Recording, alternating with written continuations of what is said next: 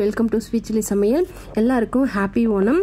என்னது எடுத்தவொடனே வந்து செடி காமிச்சிட்டு இருக்கீங்களே அப்படின்னு பார்க்காதீங்க. ஏன்னா நான் உங்களுக்கு ஃபர்ஸ்ட்டு வந்து நான் vlog ஸ்டார்ட் பண்ணும்போது வாங்கின செடி, அதுக்கப்புறம் நானும் வீடியோவே வந்து செடிக்கான வீடியோ எதுவுமே போடல. கருவேப்பிலை செடி பார்த்தீங்கன்னா ஃபர்ஸ்ட்டு நம்ம வீடியோ ஸ்டார்ட் பண்ணும்போது வச்சது. நான் வந்துட்டு பண்ண தப்பு என்னன்னா, வெயிலில் வைக்காம நான் வந்துட்டு கேட்டுக்குள்ளாரே வச்சிருந்தேன். அது வந்து சுத்தமாகவே வளர்ந்து வரல.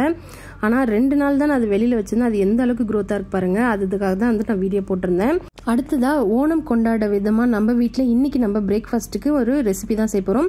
இது கேரளாவில் பார்த்தீங்கன்னா காலைல பிரேக்ஃபாஸ்ட்டு கூட இது சாப்பிடுவாங்க. ஆனால் டேஸ்ட் வந்து அவ்வளோ சூப்பராக இருக்கும்.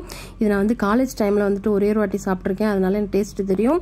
இப்போவும் நான் வீட்டில் வந்து பார்த்தீங்கன்னா இந்த மாதிரி நேந்திர பழத்தை குட்டி குட்டியாக கட் பண்ணி அது கொஞ்சமாக வந்துட்டு நெய்யில் வந்து வறுத்துட்டு அதில் கொஞ்சம் தேங்காவும் சர்க்கரையும் போட்டு சாப்பிட்டு பாருங்கள். அதுக்கப்புறம் இந்த டேஸ்ட்டுக்கு நீங்கள் நிஜமாலுமே வந்து அடிக்ட் ஆகிடுவீங்க. நான் அவ்வளோ டேஸ்ட்டாக இருக்கும். இந்த ரெசிபி வந்துட்டு கொஞ்சம் டிஃப்ரெண்ட்டாக இருக்கும். இது வந்துட்டு எப்படி பண்ணுறதுன்னு பார்க்கலாம். இது பண்ணுறதுக்கு வந்து நான் 2 நேந்திர பழம் எடுத்திருக்கேன். அந்த நேந்திர பழத்தை குட்டி குட்டியாகவும் கட் பண்ணலாம், இந்த மாதிரி கொஞ்சம் பெரிய சைஸாக கூட கட் பண்ணலாம், நம்மளோட விருப்பம் தான். இப்படி பார்த்தாலும் அது வந்து நல்லா மசிஞ்சிரும். அதுக்கு கொஞ்சமாக ஒரு 1/2 கிளாஸ் அளவுக்கு தண்ணி ஊற்றி இது ஃபஸ்ட்டு கொஞ்சம் வேக வச்சோம் அப்படின்னா அந்த நேந்திரத்தோட கலர் வந்து நல்லா மாறி நம்மளுக்கு நல்லா ஒரு டார்க் எல்லோயிஷாக கிடைக்கும். அதுக்காக தான் கொஞ்சம் பாயில் பண்ணுறோம். ஏன்னா நேந்திரன்றது கொஞ்சம் ஸ்ட்ராங்காக இருக்கும். நம்ம நார்மல் பழத்தை விட நேந்திர பழம் கொஞ்சம் ஸ்ட்ராங்காக இருக்கும். அதனால கொஞ்சம் பாயில் பண்ணிக்கிட்டோம் அப்படின்னா நல்லாயிருக்கும். அடுத்ததாக பார்த்தீங்கன்னா இதுக்கு நம்ம பப்படு, அதாவது அப்பளம் வந்துட்டு நம்ம வறுத்துக்கணும். இந்த அப்பளம் வந்துட்டு தான் வந்துட்டு மெயின் டிஷ்ஷு. அதோட நம்ம சைட் டிஷ்ஷாக வந்து சாப்பிட்றதுக்கு இதுதான் வந்து ரொம்ப ரொம்ப முக்கியமான இம்பார்ட்டன்ட் பாயிண்ட்டு. அதனால் நான் வந்துட்டு அப்பளமும் வறுத்துக்கிட்டேன். இது வந்து பிரேக்ஃபாஸ்ட்டுக்கு தான் சாப்பிட்ணும் அப்படின்னு கிடையாது. நம்மளுக்கு எப்போல்லாம் நேந்திர பழம் வாங்குறோமோ அப்போல்லாம் நீங்கள் இதை ட்ரை பண்ணி பாருங்கள். கண்டிப்பாக இதுக்கு நீங்கள் அடிக்ட் ஆகிடுவீங்க. இப்போ இது நல்லா வந்துட்டு நல்லா வெந்து வந்துட்டு தண்ணிலாம் எல்லாம் வற்றி வந்ததுக்கப்புறம் நாட்டு சக்கரை இல்லைனா வெள்ளைப்பாகு அது கூட சேர்த்துக்கலாம். உங்களுக்கு விருப்பம் இருந்ததுன்னா வந்துட்டு வெள்ளை சக்கரை கூட சேர்த்துக்கலாம். அதை சேர்த்துட்டு இது நல்லா மிக்ஸ் பண்ணி விட்டுட்டு தேங்காய் பால், நல்லா திக்கான தேங்காய் பால் நான் கொஞ்சம் அதிகமாக விட்டுருக்கேன். உங்களுக்கு வேணும் அப்படின்னா கொஞ்சம் கொஞ்சோண்டு இந்த நேந்திர பழத்துக்கு தகுந்த மாதிரி மட்டும் ஊற்றிக்கலாம். இது நல்லா வந்து அந்த தேங்காய் பாலோட நல்லா மிக்ஸ் ஆகி வெந்து வரட்டும். அதோட வாசனை வந்து நல்லா டேஸ்ட்டாக இருக்கும். இப்போ இது கூடவே வந்து பார்த்தீங்கன்னா கொஞ்சம் சுக்கு பொடியும் ஏலக்காய் தூளும் சேர்த்துக்கலாம். இந்த சுக்கு பொடி சேர்க்கறதுனால வந்து பார்த்தீங்கன்னா நல்ல டைஜஷன் ஆகும். அது மட்டும் இல்லாமல் காலையிலே கொஞ்சம் நல்லா ஸ்வீட் சாப்பிட்றதுனால அது வந்துட்டு நம்மளுக்கு ஒரு சில பேருக்கு வந்துட்டு நெஞ்சிலே இருக்கிற மாதிரி இருக்கும். அது ஒரு மாதிரி வந்துட்டு இந்த ஸ்வீட் வந்து ஓவராக இருக்கிறதுனால அது ஒரு மாதிரி இருக்கும். அதனால அதெல்லாம் பிரச்சனை வராமல் இருக்கிறதுக்கு தான் நம்ம வந்து சுக்கு பொடி வந்து சேர்க்குறோம். இப்போ இது மூடிட்டு அதுவும் நல்லா வந்து திக்காய் இந்த மாதிரி வரும்.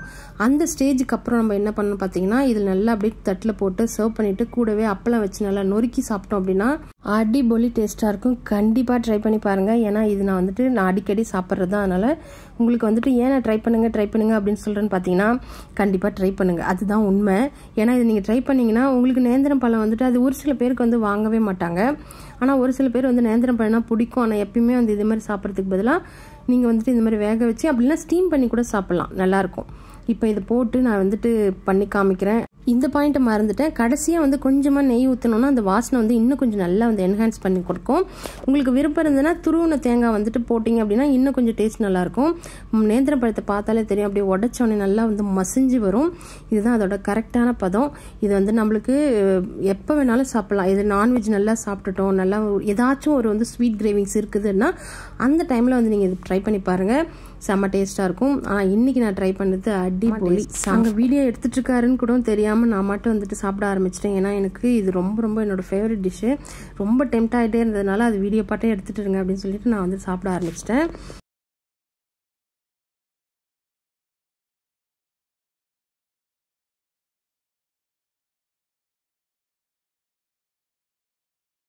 அடுத்ததாக இது முடிச்சதுக்கப்புறம் மதியம் லஞ்சுக்கு சிக்கன் பிரியாணி தான் செஞ்சுருந்தேன். இந்த சிக்கன் பிரியாணி ரெசிபி உங்களுக்கு வேணும் அப்படின்னா தொடர்ந்து வந்து ஃபாலோ பண்ணிக்கோங்க. ஏன்னா டேஸ்ட் இது நல்லாயிருக்கும். அதனால தான் ஃபஸ்ட்டே உங்களுக்கு வந்துட்டு கொஞ்சமாக கிளிப் எடுத்து போட்டிருந்தேன்.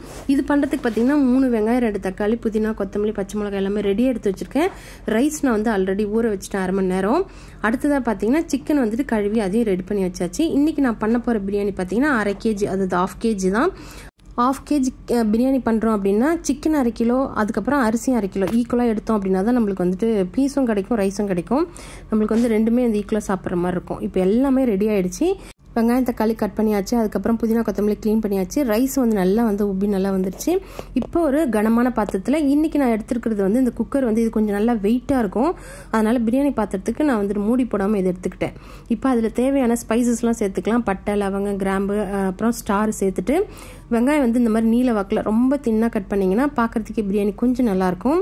கொஞ்சமாக வந்து கொத்தமல்லி சேர்த்துக்கலாம். ஏன்னா அந்த ஃப்ளேவர் வந்து அந்த வெங்காயத்தோடு கலக்கும் போது அதோட டேஸ்ட் நல்லாயிருக்கும். வெங்காயம் ஃபுல்லாக வந்து கலர் நல்லா சேஞ்ச் ஆனதுக்கப்புறம் இஞ்சி பூண்டு பேஸ்ட்டு அதை சேர்த்ததுக்கப்புறம் லேசாக பச்சை வாசனை போனதுக்கப்புறம் நம்ம தக்காளி, அதுக்கப்புறம் புதினா, கொத்தமல்லி, பச்சை மிளகாய் எல்லாத்தையுமே சேர்த்துக்கலாம். இருந்தாலும் தக்காளி கொஞ்சம் நல்லா மசிஞ்சு வரணும். அந்த மசிஞ்சு வரும்போது தான் வந்துட்டு கிரேவி கொஞ்சம் நல்லா திக்காகி வரும். கலரும் நம்மளுக்கு பிரியாணி நல்லா எடுத்து கொடுக்கும். அதனால் இந்த அளவுக்கு நல்லா மசிஞ்சதுக்கப்புறம் நம்ம புதினா கொத்தமல்லி சேர்த்துக்கலாம். சேர்த்துட்டு இது நல்லா வந்து மிக்ஸ் பண்ணி விட்டுக்கலாம். ஏன்னா புதினா கொத்தமல்லி டக்குன்னு வந்துட்டு பார்த்திங்கன்னா சுருங்கிடும். இப்போ அதுக்கு வந்து ஒரு 2 டேபிள் ஸ்பூன் அளவுக்கு நம்ம வந்து தயிர் சேர்த்துக்கலாம். 1/2 கிலோ சிக்கனுக்கு நான் ஒரு 2 டேபிள் ஸ்பூன் அளவுக்கு தயிர் எடுத்திருக்கேன். அப்போ வந்து கரெக்டாக இருக்கும். இதையும் நல்லா மிக்ஸ் பண்ணதுக்கப்புறம் நம்ம சிக்கன் சேர்த்துடலாம். இப்போ இந்த தயிர், அந்த வெங்காயம், தக்காளி இது எல்லாமே வந்து நல்லா சிக்கனோட மேக்னேட் ஆகி வரணும். அதனால் வந்து நல்லா மிக்ஸ் பண்ணிவிட்டு இப்போவே வந்து நான் வந்து சிக்கன் மசாலா வந்து சேர்த்துருக்கேன். சிக்கன் பிரியாணி மசாலா சேர்த்துக்கிறதா இருந்தாலும் சேர்த்துக்கலாம். இல்லை நீங்கள் வந்து வீட்டிலே செஞ்சு வச்சுருக்க சிக்கன் மசாலா இருந்தாலும் சேர்த்துக்கலாம். அடுத்ததாக பார்த்தீங்கன்னா காரத்தூள். நான் கரம் மசாலாலாம் சேர்க்கலை. இந்த 2 மசாலா மட்டும்தான் நான் சேர்த்துருக்கேன். இப்போ நல்லா வந்து மிக்ஸ் பண்ணி விட்டுட்டு மூடி போட்டு ஒரு 3-4 நிமிஷம் மட்டும் வேக வச்சிடலாம். அதுக்கப்புறம் நம்ம தண்ணி ஊற்றிக்கலாம். இப்போ சிக்கன் வந்துட்டு ஓரளவுக்கு கொஞ்சம் வந்து வெந்திருக்கும். ஏன்னா வந்து சிக்கன்லேருந்து கொஞ்சம் தண்ணி வர ஆரம்பிச்சிருக்கும். அந்த தண்ணியெலாம் இப்போ நல்லா லீக்கேஜ் ஆகி வந்ததுனால நம்மளுக்கு தண்ணி பதம் வந்து இதில் தான் வந்து கரெக்டாக வரும். இப்போ இது நல்லா மிக்ஸ் பண்ணி விட்டுட்டு நம்ம வந்து தண்ணி சேர்த்துக்கலாம். எனக்கு வந்துட்டு என்னென்னா ஒரே ஒரு இது அந்த சிக்கனோட லெக் பீஸ் மட்டும் உடஞ்சிருக்கூடாதுன்றது ஏன்னா நான் எப்பயுமே கவனமாக இருப்பேன். ஏன்னா எனக்கு என்றைக்குமே வந்துட்டு சிக்கன் பீஸ் வந்துட்டு ஒரு சில நாளில் வந்து உடஞ்சி வந்துடும். ஏன்னா நான் கிண்டல அந்த மாதிரி இந்த வாட்டி வந்து அது ஃபுல்லாகவே கிடைக்கணும் அப்படின்றத நான் ரொம்ப தெளிவாக இருந்தேன். இப்போ தண்ணி நல்லா கொதிச்சதுக்கப்புறம் நம்ம வந்து ரைஸ் சேர்த்துக்கலாம். தண்ணி அளவு பார்த்தீங்கன்னா நான் வந்து 2 கப்பு, அதாவது 1/2 கிலோ அரிசி சேர்த்துருக்கேன். 1 லிட்டர் தண்ணி வந்து கரெக்டாக இருக்கும். ஏன்னா இது கொஞ்சம் ரைஸ் வந்து கொஞ்சம் வந்து பெரிய சைஸுன்றதுனால எனக்கு வந்து 2 கப்பு ரைஸ்க்கு வந்துட்டு பார்த்தீங்கன்னா 4 கப்பு தண்ணி வந்து கரெக்டாக இருந்துச்சு. இதுக்கு மேலே ஊற்ற வேணாம். இப்போ வந்துட்டு நல்லா இந்த மாதிரி கிளறி விட்டு மூடி போட்டு தம் போட்டுடலாம். ஓரளவுக்கு ஒரு 5 நிமிஷத்துலேருந்து 10 நிமிஷம் ஆனதுக்கப்புறம் இதை ஓப்பன் பண்ணி கொஞ்சம் நெய் ஊற்றி மறுபடியும் தம் போட்டுருங்க. இதுதான் இதோட ஃபுல் ப்ராசஸ்ஸு. கண்டிப்பாக ட்ரை பண்ணுங்கள். ஆனால் டேஸ்ட் வந்துட்டு செம்ம சூப்பராக இருந்துச்சு. உதிரியாக வந்தது. கீழே வந்துட்டு அடி பிடிக்கவே இல்லை, தீயவும் இல்லை. ஆனால் பிரியாணி இந்த வாட்டி நல்லாவே வந்துருந்துச்சு. ஏன்னா ரைஸ் தான் வந்துட்டு நம்மளோட பிரியாணி வந்து சூஸ் பண்ணுற மாதிரி இருக்கும். நம்ம வந்து ரைஸ் தான் வந்துட்டு கரெக்டாக பார்த்து வாங்கிட்டோம் அப்படின்னா பிரியாணி வந்து நம்மளுக்கு கண்டிப்பாக சூப்பராக வரும். ட்ரை பண்ணி பாருங்கள். இந்த ரெசிபி உங்களுக்கு பிடிச்சிருந்துன்னா கமெண்ட் செக்ஷனில் சொல்லுங்கள். இந்த மாதிரி கொஞ்சமாக வந்து நெய் ஊற்றிட்டு இதை மறுபடியும் தம் போட்டு ஒரு 10 நிமிஷம் அப்படியே விட்டுடலாம். எனக்கு மொத்த தம் பார்த்தீங்கன்னா 20 மினிட்ஸ் இருந்துச்சு. உங்களுக்கு தகுந்த அரிசிக்கு தகுந்த மாதிரி தம் வந்து வைங்க. அரிசிக்கு தகுந்த மாதிரி தண்ணியும் வைங்க. ஏன்னா ரொம்ப தின்னாக இருந்தது அரிசி அப்படின்னா 1.5 கப்பு வந்து கரெக்டாக இருக்கும். ரொம்ப இந்த மாதிரி மொட்டாக இருந்துச்சு அப்படின்னா 2 கப்பு வந்து கரெக்டாக இருக்கும். இதுதான் அளவு. ரைஸ் பார்த்தீங்கனாலே தெரியும். இது நான் நல்லா சூடாகவே தான் கலர்றேன். ஆனால் ஒன்றோட ஒன்று ஒட்டாமே உதிரியாக இருக்குது. அடுத்ததான் நம்மளோட லெக் பீஸு அப்படியே ஃபுல்லாக வந்துடுச்சு. அப்படியே சர்வ் பண்ணி சுட சுட சாப்பிட்டோம். செம்ம டேஸ்ட்டாக இருந்துச்சு. நீங்களும் ட்ரை பண்ணுவீங்க அப்படின்னு நான் நம்புகிறேன். இந்த வீடியோ பொறுமையாக பார்த்தவங்க எல்லாருக்கும் ரொம்ப ரொம்ப நன்றி. நெக்ஸ்ட் வீடியோவில் மீட் பண்ணலாம். தேங்க்யூ.